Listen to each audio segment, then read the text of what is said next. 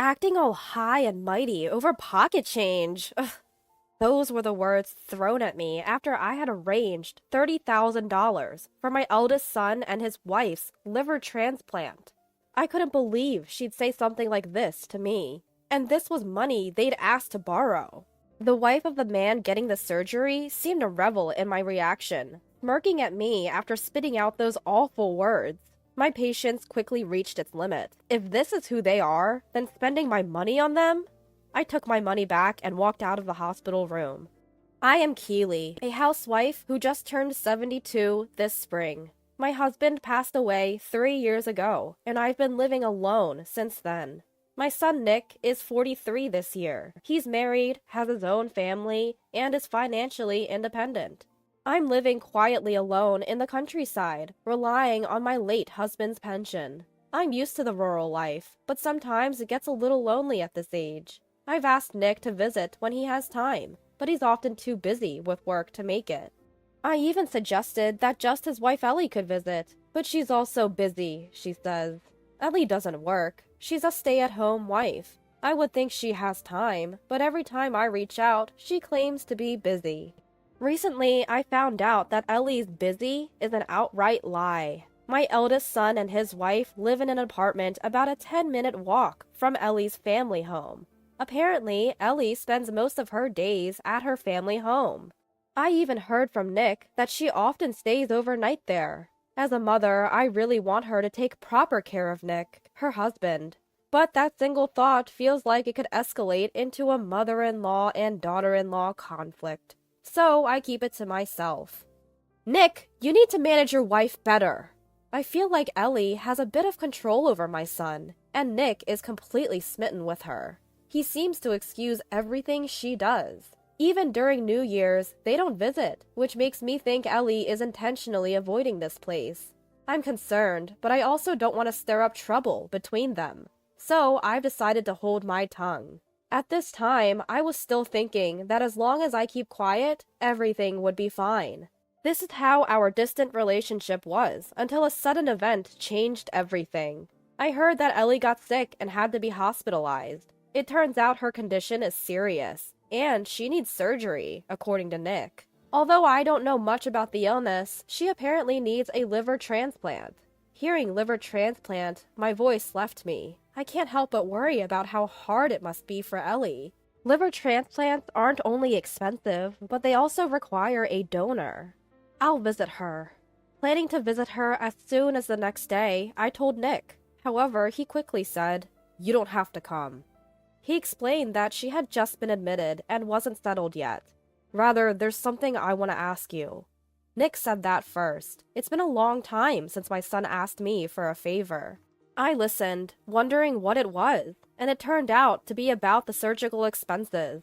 Apparently, the liver transplant surgery, post-op treatment, and hospitalization will cost close to $30,000. Sure, $30,000 is a lot of money. However, I know that my son earns a better-than-average salary. On top of that, they don't have children. I assumed they would have saved up that much by now. You can afford it, can't you? You guys don't have any savings? We just bought a new apartment, so our savings are depleted. He hesitates as he says it. I had no idea they had moved into a new apartment. I was shocked to learn about this for the first time today. It's unbelievable that they changed their address and didn't even tell me, their own mother. What? You moved? Bought an apartment? Why am I hearing about this now? What were you thinking? I couldn't help but raise my voice. My son quickly says, "We've been busy, and I meant to tell you." But I think he deliberately kept it from me. Maybe he thought I'd visit if he told me they bought a new place. I'm not feeling great about this. And yet, turning down my son's request is also difficult. I let out a small sigh.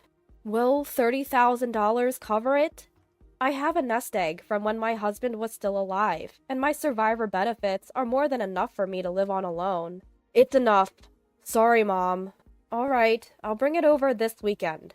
At my words, Nick visibly relaxes. He must have been really desperate, but I wonder why he didn't consult with Ellie's parents first, given that he's always hanging out there. My son might not have wanted to consult his in-laws. I have various thoughts, but for now, I want Ellie to recover after the surgery. That's all I was genuinely thinking.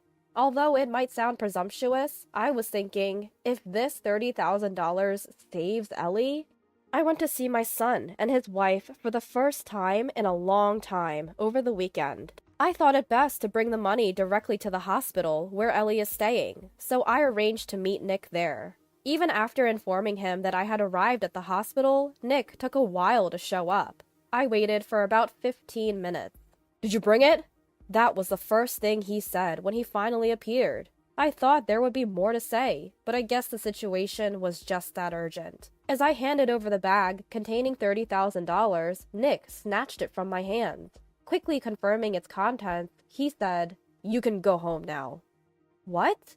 I was taken aback. His attitude, essentially telling me to leave after handing over the money, was irritating, even for me. Even if he's worried about Ellie's condition, this is no excuse for such rudeness. I guess my displeasure showed up on my face. Nick looked at me and clicked his tongue.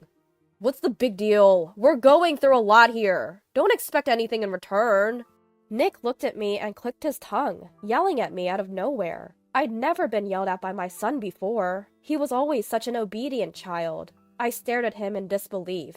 Ever since Ellie became his wife, it feels like his personality has changed. The Nick glaring at me with an intense expression was someone I didn't recognize.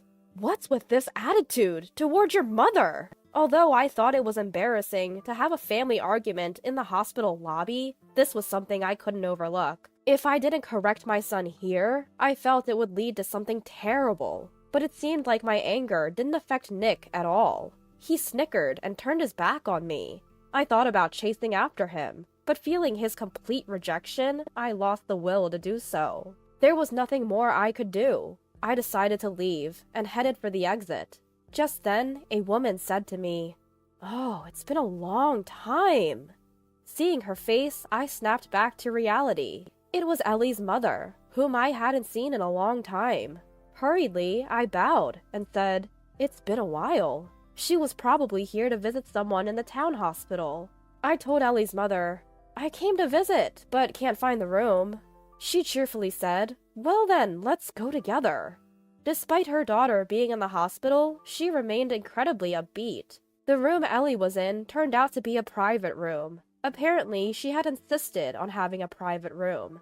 I was even more surprised it was a special room. It seemed extravagant, considering they were complaining about not having enough for the transplant and treatment costs. I knocked, and right away, Nick's voice answered.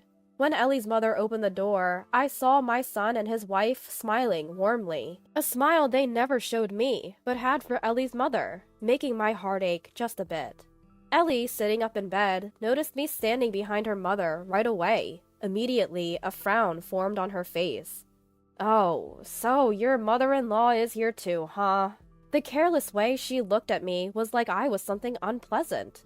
There's a bag of cash on the bedside table, the one I just gave to Nick. $30,000 is a lot of money. Leaving it there like that almost makes me dizzy. "Mom, you're still here? Haven't you taken care of everything already?" Nick spoke to me with a tone that was almost spitting the words out. I don't understand why I'm being treated this way. Ellie's mother doesn't seem too bothered by Nick's attitude. She just smiles. I bumped into Ellie's mother. I was about to leave, but she invited me to visit. Ignoring Nick's rude behavior, I responded. I thought it best to pretend not to notice and let it go. Encouraged by Ellie's mother, I sit in the round chair and start asking Ellie about her health and how she's feeling.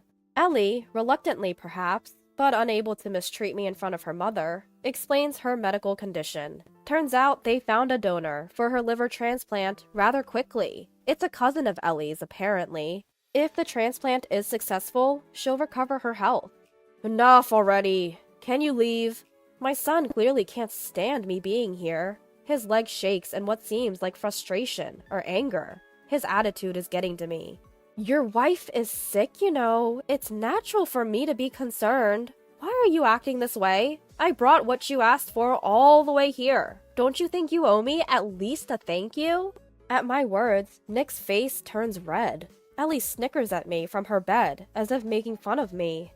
Acting all high and mighty over chump change. It's a turnoff to be lectured like this. I'm stunned by the words hurled at me from Ellie. Nick really has changed. Ellie's mother being here doesn't matter to him anymore. Chump change? $30,000 is chump change to you? You too couldn't come up with it, could you? How dare you insult me? And that attitude. Can't you do something about it? It's just rude. I can't help but stand up from my chair. The eldest son and his wife show no signs of being fazed. What kind of people are they? Really? It's beyond infuriating. It's baffling. Ellie's mother is just standing there, smiling and saying, "Oh dear."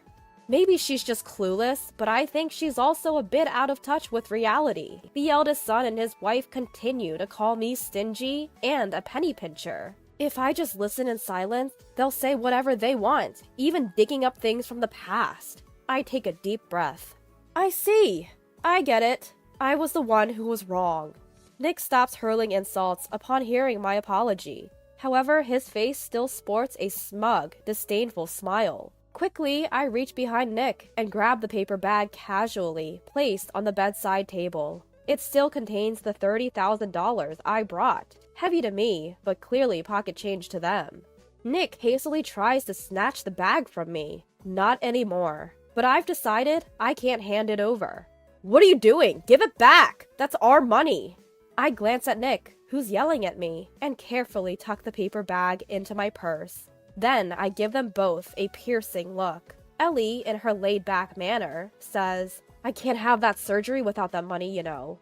At her words, Nick starts to panic. It really is clear she has the upper hand. Ellie's mother casually comments, "Well, that's a problem, isn't it? It's just money, right? Figure it out yourselves. Do you think I'm going to lend such a sum after being treated like this? I'm leaving." I declare to my son that I won't be lending the money. Ellie's mother then turns to my son, smiling. "What will you do? Your wife is in a tight spot." But her eyes aren't smiling. Nick's face pales in an instant. Seizing the moment, I rush out of the hospital room. I quickly jump into the elevator that had just arrived and make my way from the lobby to a taxi. I catch a glimpse of Nick running after me through the taxi's rearview mirror, but I don't care. Feeling utterly frustrated, I head back to my own home. Once home, I stare at the $30,000 I'd left on the table for a while.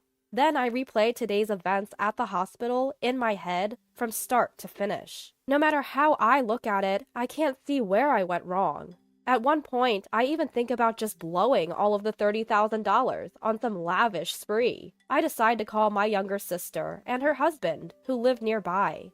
"Hey, how about coming over for dinner tomorrow? Bring the grandkids and the nephews. I'm always alone here, so the more the merrier." My sister and her husband are thrilled at the invitation. They say they'll bring their son, his spouse, and the grandchildren. After hearing my sister's response, I quickly contact a high-end steak restaurant and a catering service.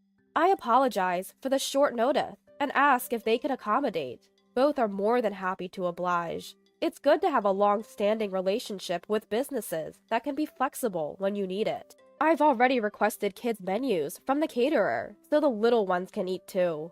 The next day is incredibly busy right from the morning. Thinking we'll need some sweets after dinner, I go out to buy cakes and donuts.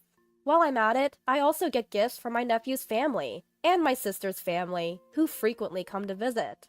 And for my niece and nephew and sister and her husband, who always make time to visit. I prepared gifts for them as well. I buy gaming consoles for the kids, high-end fountain pens for my brother-in-law and nephew, and matching designer bags for my sister and my nephew's wife. Once everything is set, I feel like I really accomplished something. The whole ordeal with my son's liver transplant has completely slipped my mind. As I'm just waiting for everyone to arrive, I casually check my phone and see back-to-back calls from Nick and Ellie. I'm immediately annoyed, wondering what they could possibly want now. There are also text messages, so I check them. The first batch of texts are complaints about me not paying for the medical expenses. But as I read on, the messages turn into nothing but whining. By the end, they're downright begging. I sighed and called Nick on his cell phone. Surprisingly, he answered after just one ring. "Mom, why have you been ignoring my calls?" I was stunned to hear that as the first thing out of his mouth. Really, Nick? You're the one who usually ignores my calls, you know. As we spoke, the events of yesterday flashed back into my mind, making it hard to contain my irritation. When are you bringing me the $30,000? I'm in trouble here since you took it back yesterday. I was disappointed and saddened by my son's consistently aggressive attitude. I wondered when he changed so much from the sweet, considerate child he once was.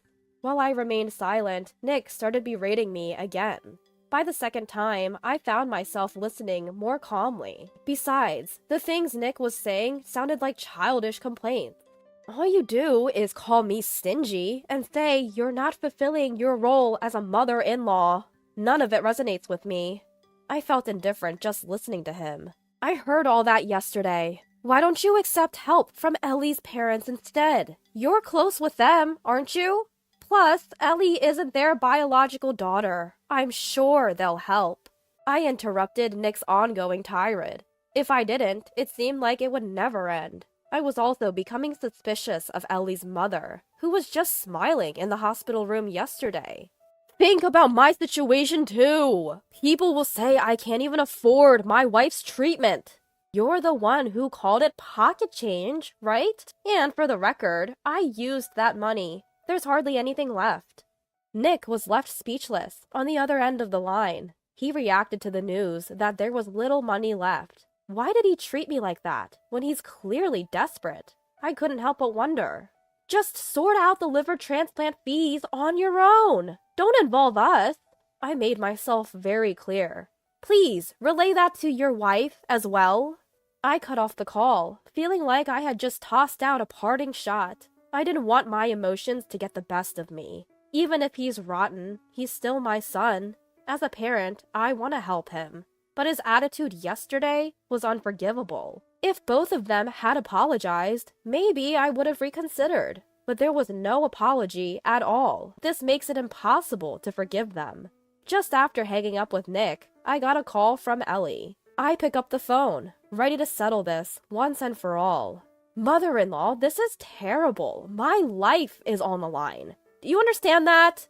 As soon as I pick up, her condescending tone irritates me. If her life is on the line, she should be more humble. I told Nick too. Instead of borrowing money from me, wouldn't it be simpler for your parents to help you out, Ellie? I tell Ellie the same thing I told Nick. Ellie scoffs at my suggestion. Seems like she really can't humble herself before others.